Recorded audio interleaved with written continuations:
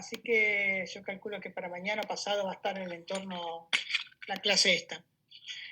La idea mía, porque debido a que es poco el tiempo que tenemos, yo voy a tratar de mandar una vez por semana alguna clase para que la grabe y la ponga en el entorno, ahí en el entorno de la UNL, para que ustedes la vayan viendo a las clases, y el día que nos juntamos, directamente más que nada nos sacamos las dudas o me preguntan algo que no entienden de lo de la clase y vamos directamente a las dudas que tengan.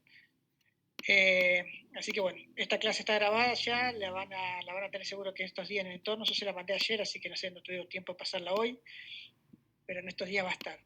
Y para la próxima clase, que dentro de 2 semanas, le voy a dar también la otra clase que es de oído, para que tengan algo de oído normal y eso, para que ustedes vean.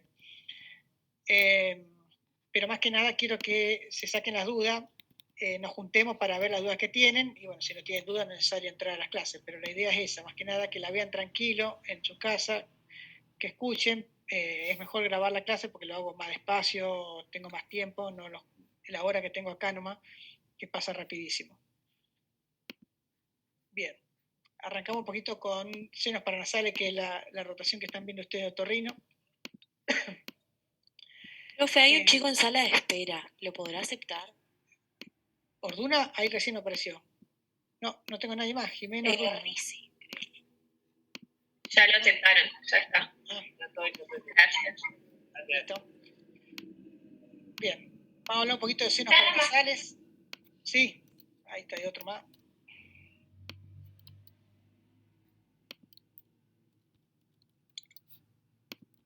Vamos a esperar por los 2 minutos, se están agregando todavía, si no arrancamos.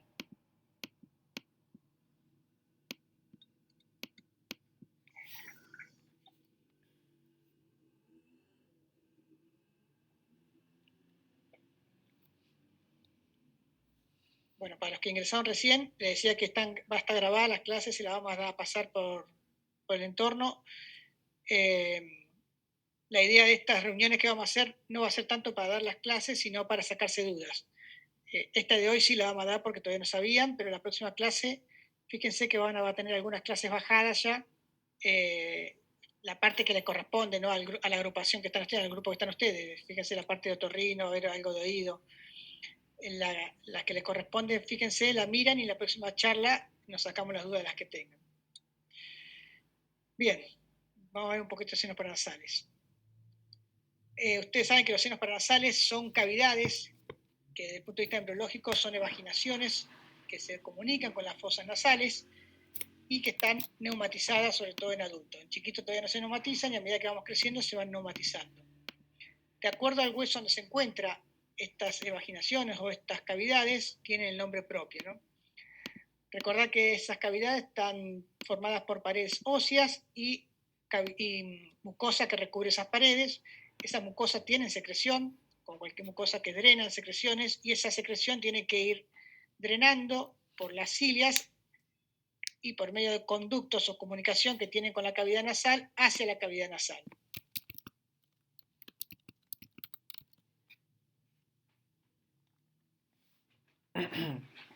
Bien, dentro de los senos que tenemos senos maxilares, seno esfenoidal, seno frontal y celdillas etmoidales.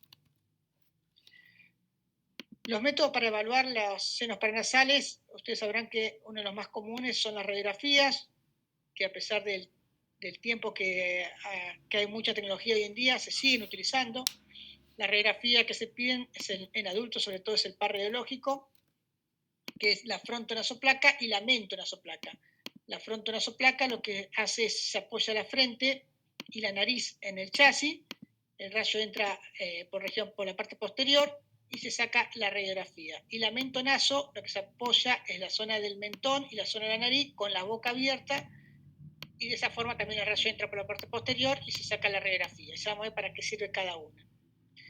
Y después tenemos otros métodos por imágenes, como es la tomografía y la resonancia, que generalmente se utilizan estos métodos como son más sofisticados y necesitan el equipo más sensible. Se utilizan solamente para cuando uno quiere valorar alguna lesión que sospecha algún tumor o cuando hay una afectación de tejidos blandos que no sabemos bien qué es lo que está ocurriendo. Vamos a la otra. Bien. En esta, por ejemplo, que es una frontonasoplaca, estamos viendo muy bien lo que son los senos frontales. Acuérdense que los senos frontales no necesariamente tienen que ser simétricos uno con el otro, pueden tener asimetría, y se dice que cada seno frontal de cada paciente tiene su morfología. Tienen que mirar los senos frontales en la frontonasoplaca, tienen que mirar las órbitas que estén acá. En este caso están viendo parte del peñasco con el ala menor del efenoide y el ala mayor del efenoide. Van a ver la cristagalli, la apófisis cristagalli, que está acá en el centro. Y acá van a ver parte de los senos etmoidales que están por dentro de las órbitas. A veces en la frontonasoplaca se alcanza a ver también los senos maxilares, así que hay que valorarlo. Y siempre comparen todos los senos que están viendo con la cavidad orbitaria. Tienen que más o menos tener la misma opacidad o la misma radiolucidez, como quieren decirlo, pero tiene que ser parecido. Cuando tiene más radioopacidad un seno que la órbita, sospechen que están ocupados ya sea con líquido o con moco, ¿no? En cambio, en la mentonasoplaca sirve muy bien para ver los senos maxilares. A veces los senos frontales se queman por una cuestión de que se aleja, la frente se aleja del chasis, sobre todo en pacientes que tienen nariz más pronunciada. Al alejarse en la zona frontal no se logran ver muy bien. En chicos muchas veces con una mentonasoplaca alcanza, porque los chicos tienen nariz más chica, entonces con una mentonasoplaca alcanzamos a valorar muy bien los senos frontales. Por eso siempre digo que en chicos recomiendo pedir solamente la mentonasoplaca y de ahí vemos si se ve o no se ve. Y lo que tiene importante la mentonasoplaca es que gracias a que se hace con la boca abierta, permite ver el seno esfenoidal a través de la boca, que es importante valorarlo. Van a ver que así como la radiografía de cráneo, en los traumatismos de cráneo leve, hay muchas contraindicaciones, hay mucha gente que dice que no hay que pedirlo porque no, lo único que hacemos es radiar al paciente sin sentido. Con las radiografías de mentonasoplaca y frontonasoplaca también hay algunas personas que, sobre todo en algunos libros van a ver imágenes, que no recomiendan sacar la radiografía de rutina porque el diagnóstico muchas veces de sinusitis termina siendo clínico. O sea, si usted tiene un paciente con cefalea, se agacha, le duele mala cabeza, le aprietan los senos y le molesta, le bajan con el bajalengua y ven que el moco cae por atrás, muchas veces el antibiótico se lo van a averiguar, por más que la radiografía no les muestre nada. Entonces, a veces decimos, ¿para qué lo irradiamos si ya el diagnóstico lo hacemos clínico? Entonces, esa la duda que hay es si es necesario pedir la mento o la fronto, si igual el tratamiento lo van a hacer. Pero bueno, la idea es hacer el diagnóstico para ver si se trata o no, pero lo dejo para que ustedes lo piensen. Ya van a ver que en muchos libros ya lo están diciendo que es necesario, por lo menos para sinusitis aguda, ¿no? El método que se ve muy bien los senos, sobre todo porque sirve muy bien para ver el hueso, es la tomografía. La tomografía permite valorar muy bien lo que son las cavidades de los huesos y para ver muy bien los senos. Sobre todo en los tomógrafos multi-slide que nos permite hacer reconstrucciones en diferentes planos, como estamos viendo acá, son reconstrucciones coronales, y al hacer reconstrucciones coronales nos permite muy bien ver lo que es la fosa nasal con los cornetes inferior y medio, lo que son los senos maxilares, que están adecuadamente neumatizados, vemos las paredes que no están dañadas, vemos, fíjense que acá se ve el seno maxilar, cómo se comunica con el ostium a la fosa nasal, y tenemos que ver que esté permeable ese ostium, ese orificio que comunica. Por dentro de las órbitas tenemos los senos etmoidales, y por detrás, yendo más para atrás, ya tenemos los senos esfenoidales. En un corte axial, estamos viendo los senos frontales, vamos bajando, ya se empieza a ver las celillas etmoidales. Las celillas etmoidales, acuérdense que hay anteriores y posteriores, tienen generalmente pequeños trabéculas, y después por detrás tenemos lo que es el efenoide. Entonces tenemos celillas etmoidales y celdo esfenoidal. El esfenoidal, acuérdense que está por debajo de la hipófisis, entonces es fácil, muy fácil de valorar en los cortes sagitales sobre todo. Seguimos bajando, seguimos viendo las celillas etmoidales, el seno esfenoidal, y al seguir bajando empieza a aparecer lo que son los senos maxilares. Estas son tomografías con ventana para estructura ósea, por eso no se ve muy bien lo que es la parte blanda, pero nos permite ver muy bien lo que son las paredes de los senos paranasales, que se ven muy bien por tomografía. En este corte coronal que está amplificado, para que ustedes vean muy bien lo que es el el complejo osteomeatal, que es la desembocadura que tienen los senos, en este caso el cornete medio, como estamos viendo acá de la fosa nasal, cómo se comunica, y esto tiene que estar permeable, porque si esto no llega a estar permeable y está obstruido, son común que los pacientes tengan sinusitis crónica, porque no puede drenar la secreción que tiene normalmente y produce sinusitis crónica. Por eso es importante valorar que el osteomeatal esté permeable. Hablando un poco de patologías, los senos paranasales podemos encontrar diferentes síndromes, diferentes enfermedades, desde el punto de vista congénito, que se ven más en pediatría, inflamatorios y alérgicos, que es bueno diferenciar cuando son inflamatorios y alérgicos, patologías quísticas, lesiones tumorales y traumatismo. Vamos a tratar viendo algunas de estas. Lo más común que van a ver ustedes en la práctica cotidiana son los procesos inflamatorios, o sea, la sinusitis aguda. Y dentro de la sinusitis aguda hay que recordar que es la causa más frecuente de infección en la vía respiratoria superior. Generalmente produce una inflamación e hipertrofia de la mucosa. Esa inflamación produce una obstrucción del meato, ese que vimos donde drena el seno. Al obstruir ese drenaje empieza a acumular secreción y hay una disfunción de la cilia y se altera lo que es el drenaje de ese seno. Las sinusitis agudas, los gérmenes más comunes son Streptococcus pneumoniae, el Haemophilus influenzae, el Streptococcus beta hemolítico.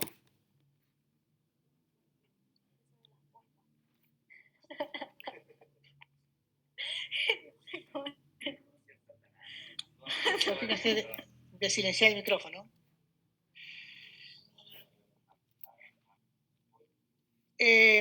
Los hallazgos radiológicos van a encontrar en sinusitis aguda es engrosamiento o velamiento del seno. Acuérdense que al principio se ve un engrosamiento y después se empieza a velar cuando se obstruye el drenaje. Puede haber líquido o nivel hidroaéreo, que puede ser por la misma secreción o por un traumatismo que tenga sangre adentro. Y en el caso de la sinusitis es muy común ver la afectación de un solo seno. Si bien puede afectar más de uno, es muy común ver la afectación de un solo seno. ¿Qué complicaciones puede llevar una sinusitis aguda? Desde el punto de vista local, la misma inflamación, localizarse y producir lo que se llama mucosede o un quiste de retención, empezar a producir pólipos inflamatorios, extenderse a la parte ósea y producir una osteomielitis, o extenderse a la cavidad endocranial y producir un empiema endocranial. Los empiemas son complicaciones que hay que tener en cuenta porque corre riesgo la vida del paciente y con la tomografía se ve muy bien, sobre todo cuando son empiemas extradural y muchas veces terminan siendo drenaje quirúrgico. Y distal a la sinusitis podemos encontrar inflamación dentro de la cavidad orbitaria, sobre todo por sinusitis etmoidales o sinusitis frontales, que vamos a tener neuritis óptica, celulitis orbitaria, abscesos orbitarios pre y postseptales. Puede haber abscesos superiósticos, o sea, afectar la infección del hueso, extenderse a la meninge y no solamente producir un empiema, sino una meningitis. Y si afecta la zona de los senos venosos, también puede ser un trombo inflamatorio e infeccioso, ¿no? Por eso la sinusitis es medio como vieron cuando viene otitis. Es importante muchas veces hacer el tratamiento, más que nada por las complicaciones que puede tener el paciente. Bien. Entonces, viendo lo que vimos hasta ahora, esto es una radiografía mento-nasoplaca, donde estamos viendo la boca abierta del paciente apoyando el mentón, estamos viendo los senos esfenoidal, que están normales, los senos maxilares, lo comparamos con las órbitas y vemos cómo está engrosada, se ve una radiopacidad que continúa al borde, o sea, la periferia del seno, comparado con la órbita, y de este lado, del lado derecho, con mayor jerarquía que el lado izquierdo, estamos hablando de una sinusitis de los senos maxilares. Si bien está cortada la placa, se podría ver algo de los senos etmoidales por dentro de las órbitas. Y acá tenemos en los senos frontales, fíjense que en este caso son asimétricos y es normal que se pueden ser simétricos o simétricos los dos senos frontales, y estamos viendo en el seno frontal izquierdo un nivel hidroaéreo, que en este caso el paciente lo ponemos, oblicuamos un poquito la cabeza para ver si se mueve, esto si es móvil, y vemos que se mantiene el nivel hidroaéreo, o sea que es líquido. Por eso es importante en la radiografía, tanto mentonazo o frontonazo, hacerlo el paciente de pie, no hacerlo acostado, porque de esa forma podemos ver los niveles hidroaéreos. Si lo hacemos acostado, muchas veces el líquido se homogeneiza a nivel del seno y no sabemos si tiene nivel o no tiene nivel. Y muchas veces cuando tenemos dudas se puede inclinar el paciente, como estamos viendo en esta foto, y de esta forma sabemos que el líquido está libre, no está tabicado ni nada. Comparen siempre, acuérdense de comparar los senos con las órbitas. Y en el caso que le hagan una tomografía, que la tomografía no tiene indicación de una sinusitis aguda, acuerden que la tomografía no se pide en una sinusitis aguda. En el caso que le pidan, pueden encontrar también el nivel hidroaéreo, a nivel del seno maxilar derecho en este caso, en esto que es un corte axial. Al ser axial, acuérdense que el paciente está apoyado de decúbito dorsal y el líquido tiende a ir hacia atrás y se ve la secreción en los dos senos hacia atrás. Bien. ¿Qué tiene que hacer esto diferenciar muchas veces con la sinusitis aguda o con la sinusitis alérgica? Que son muy comunes también las sinusitis alérgicas, sobre todo en Santa Fe, de encontrar sinusitis alérgica en los pacientes.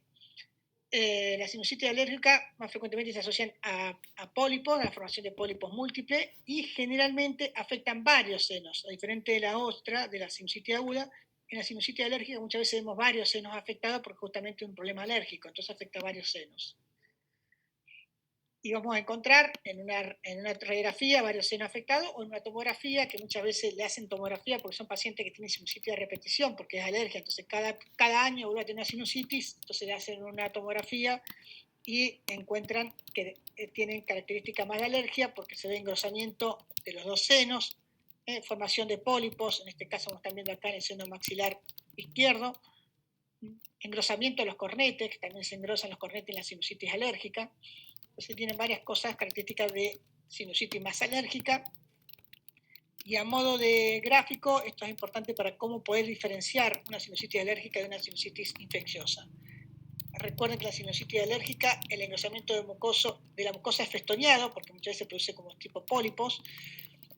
Los niveles hidroaéreos son raros, no son tan frecuentes como en la infecciosa.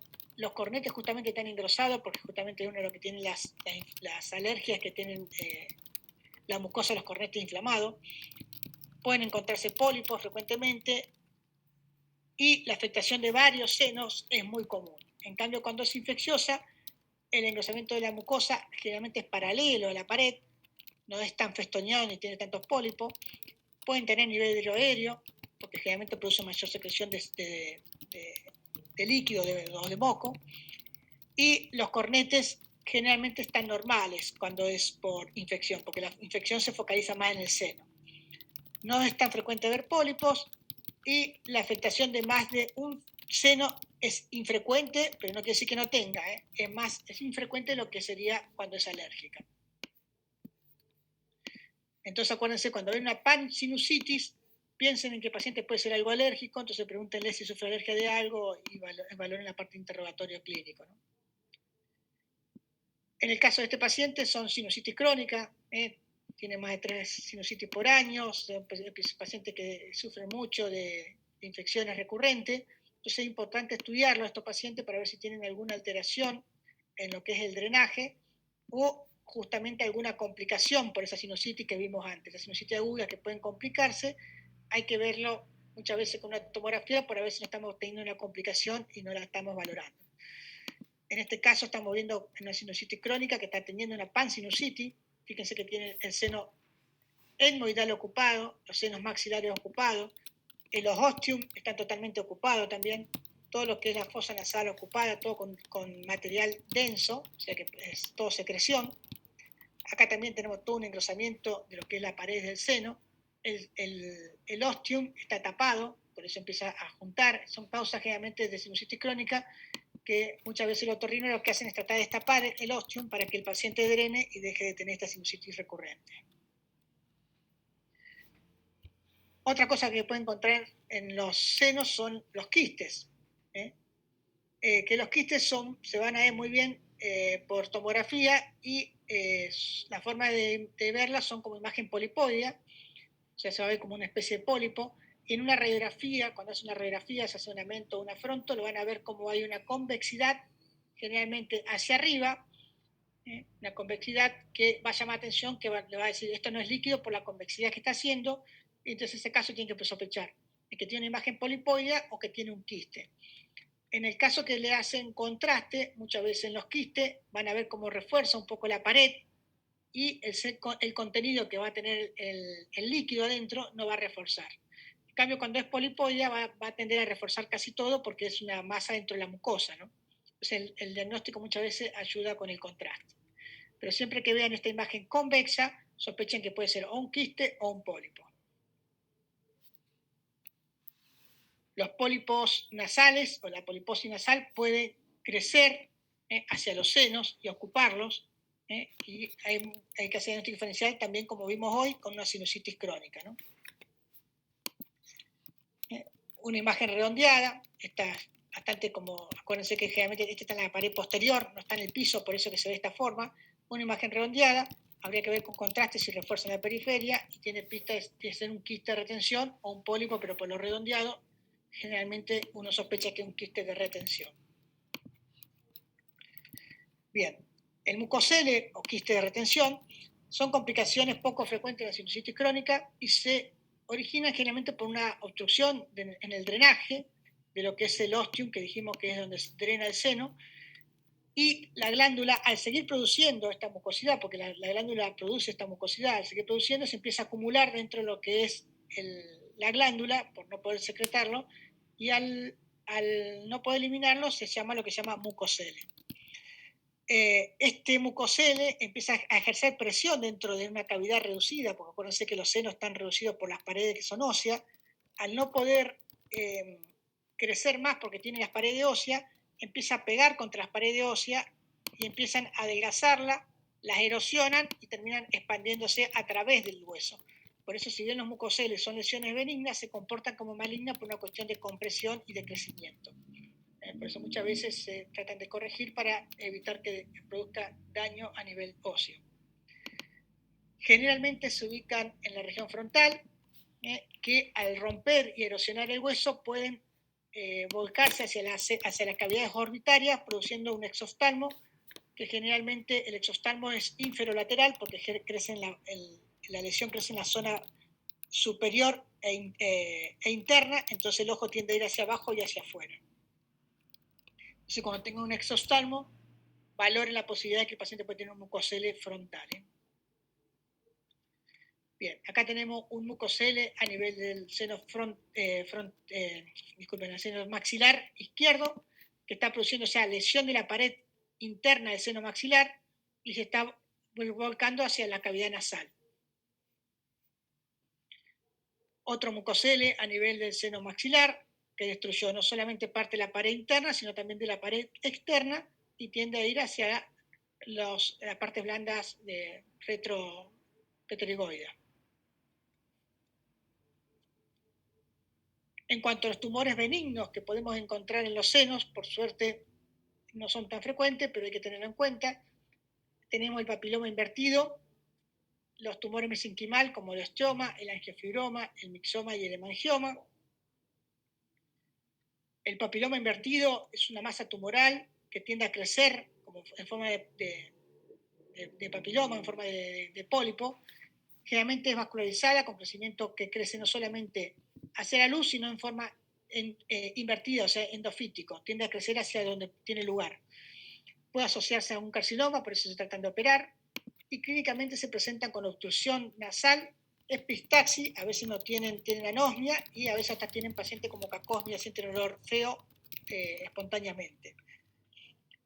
Lo que tiene el papiloma invertido, que tiene la capacidad de hacer una invasión local y regional, tanto hacia los senos, hacia las fosas nasales como hacia el mismo seno que está ocupando, y es más frecuente que lo encuentren a nivel de la cavidad nasal, pared lateral y meato medio.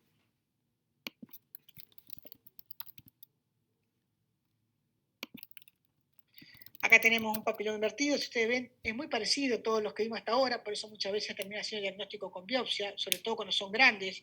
Cuando son grandes, que se ocupan toda la cavidad, es muy difícil saber diferenciar diferentes patologías, pero bien ustedes tienen que saber ubicarse que están viendo una lesión de partes blandas que está ocupando toda la fosa nasal de izquierda y también ocupa todo lo que es el seno maxilar izquierdo.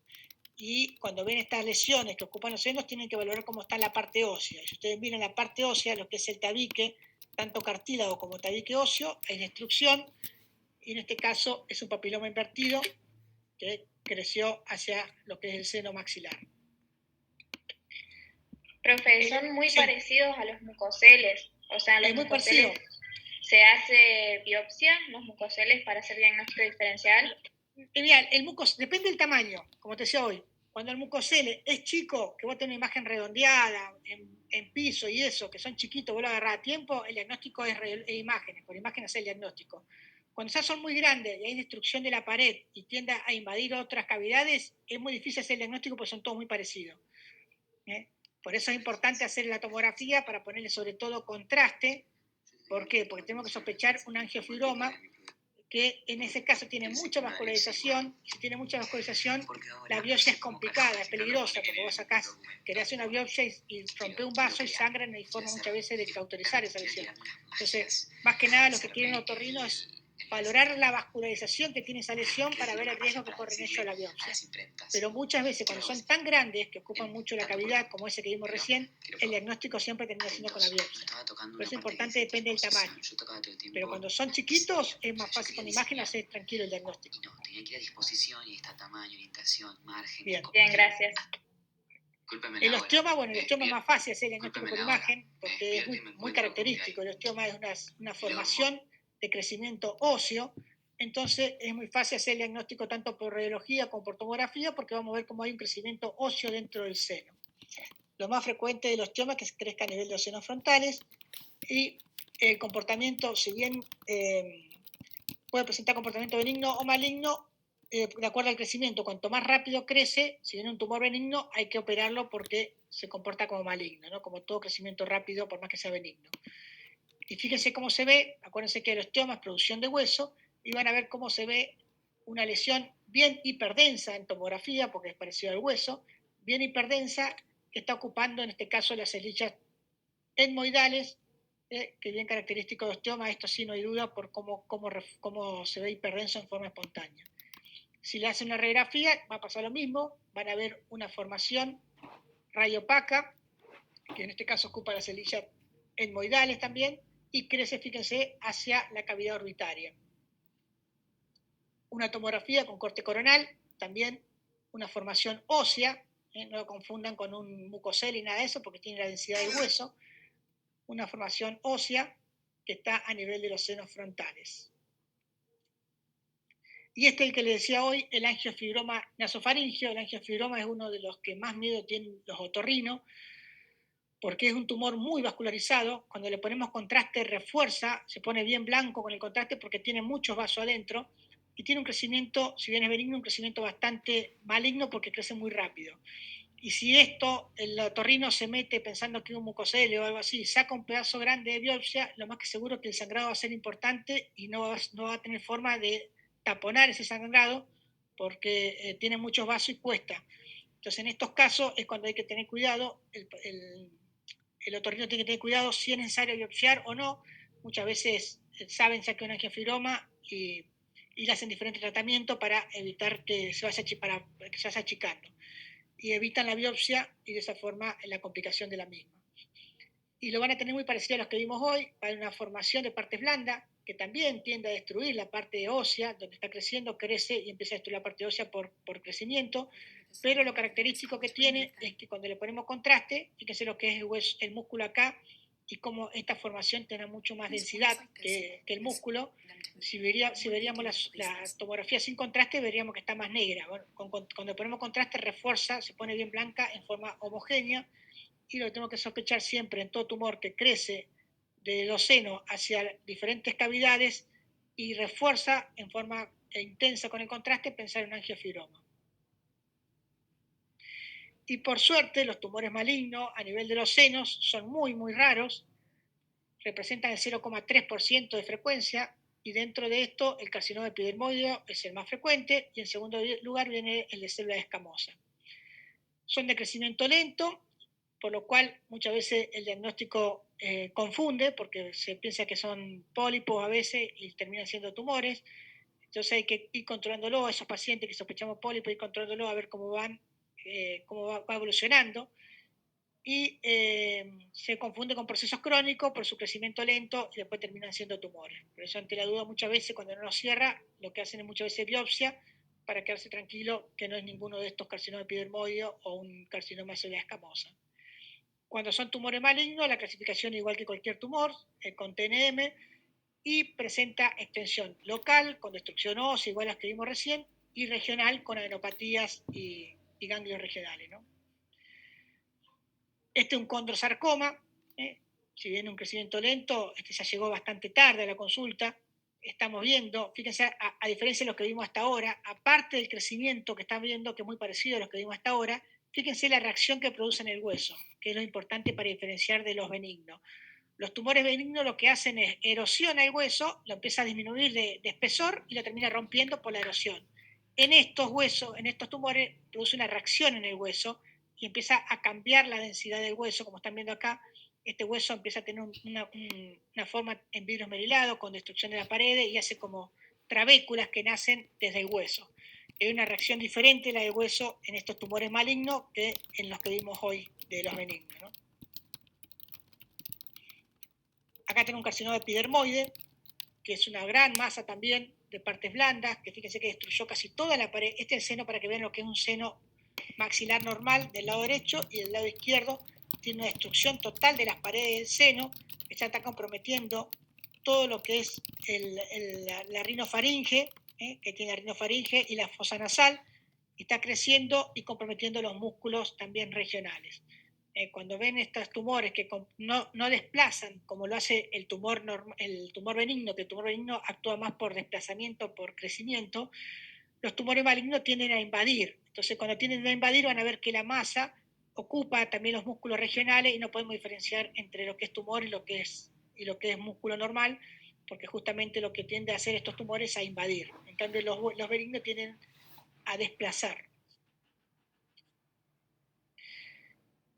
Y lo último de lo que son los senos maxilares es tener en cuenta siempre los traumatismos, que esto es común en los traumatismos de accidente de tránsito o traumatismo por violencia doméstica. Tener en cuenta que los senos maxilares es uno de los lugares que se pueden producir traumatismo por su delgada pared y porque están rodeadas de hueso, ¿no? En todo lo que es macizo facial, recuerden que el mejor método para estudiar macizo facial es la tomografía. La tomografía permite hacer reconstrucción de macizo facial y permite ver muy bien lo que son las fracturas y toda la anatomía del macizo facial. Y dentro de lo que es las fracturas de macizo facial, hay una clasificación que es la de Lefort, que la clasifica muy fácil, no es algo difícil. Es como que la fractura vamos subiendo desde el maxilar, vamos yendo hacia arriba. La tipo 1 es cuando la fractura se extiende por arriba de la dentición superior. Es decir, acá tienen los dientes superior, por arriba de la dentición superior es la fractura, que es la tipo 1. La tipo 2 es cuando ya la fractura sube, como están viendo acá, se hace más vertical y afecta lo que es el puente nasal, afectando lo que son las láminas pterigoides y el puente nasal. Se llama maxilar flotante porque es como que el maxilar superior estaría flotando.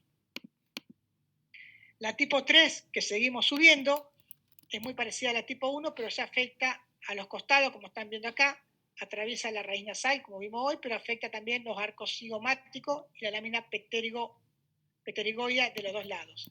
En este caso, en vez de ser un maxilar flotante, es lo que llaman cara flotante. Son fracturas importantes que da totalmente una inestabilidad a lo que es el macizo facial. Son pacientes que no pueden comer porque se puede mover el hueso, ¿no? Entonces el hueso está inestable. Y es muy importante hacer la tomografía, porque no solamente la tomografía permite ver esa lesión en el hueso, sino permite ver lesiones de partes blandas. Como están viendo acá, en este politrauma, estamos viendo cómo el seno maxilar tiene contenido adentro. Vemos burbujas de lo que sería burbujas aéreas en lo que es el tejido celular subcutáneo, todas burbujas aéreas. En el espacio epitelico maxilar, todas burbujas aéreas. Y si ustedes miran, ahí hay una fracturita, ahí hay otra fracturita, con fracturas del seno maxilar.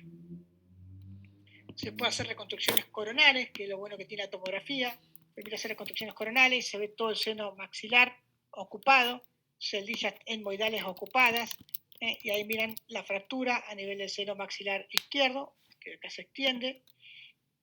Entonces estamos viendo cómo gran parte de partes blandas tiene burbujas aéreas porque es un enfisema subcutáneo, y estamos viendo cómo el maxilar está ocupado, que seguro que es con sangre y algo de secreción, y cómo está la fractura en el hueso. Entonces es muy bueno cuando hay un politraumatismo y sabemos que el paciente puede tener fracturas de hueso, hacer una tomografía. Y esta también es una fractura muy inestable porque ya tiene el hueso, lo que es parte de la cara externa del maxilar, totalmente libre, porque tiene una fractura múltiple. Entonces, esta fractura, que en este caso está cortada en 3 pedazos, está inestable porque está libre. Y estamos viendo cómo hay contenido y engrosamiento de mucosa dentro del seno maxilar. Bien. Entonces, quiero que se acuerden más que nada de lo que es senos paranasales, quiero que se acuerden que la radiografía sirve sobre todo para la sinusitis aguda.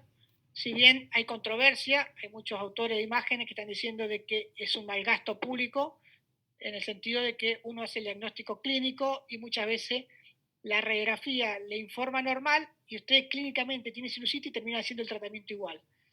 Es muy común que hagan el tratamiento por la clínica más que por la radiografía, entonces la sinusitis aguda queda para el estudio, para que vean ustedes qué es lo que conviene, pero ya les digo que hay muchos autores que se están diciendo que es un mal gasto público. Si bien uno puede hacer el diagnóstico con la radiografía, termina muchas veces no haciendo el diagnóstico con la radiografía y clínicamente le parece sinusitis y lo terminan tratando igual. En el caso que uno tenga sinusitis ya crónica o sospeche un proceso ya tumoral benigno o maligno, ya hay que pasar a otros métodos por imágenes, como es la tomografía, que da mucha información, no solamente del hueso, sino de lo que son en la mucosa, si es un pólipo, si es un tumor. Pero es importante recordar que en estos pacientes se recomienda, si queremos estudiar lo que es partes blandas, hacerlo con contraste endovenoso, porque queremos saber si ese tumor está muy hipervascularizado, si es un quiste o un pólipo lo que estamos viendo. Entonces es importante hacerle contraste endovenoso. Y la resonancia generalmente se deja para aquellos pacientes que tienen tumores que se extienden a partes blandas, para estudiar bien la parte blanda, o aquellas infecciones crónicas que sospechamos que pueden tener complicación a nivel intracraneal, como es un empiema o como es una meningitis o una colección dentro del cráneo. No sé si tienen alguna duda.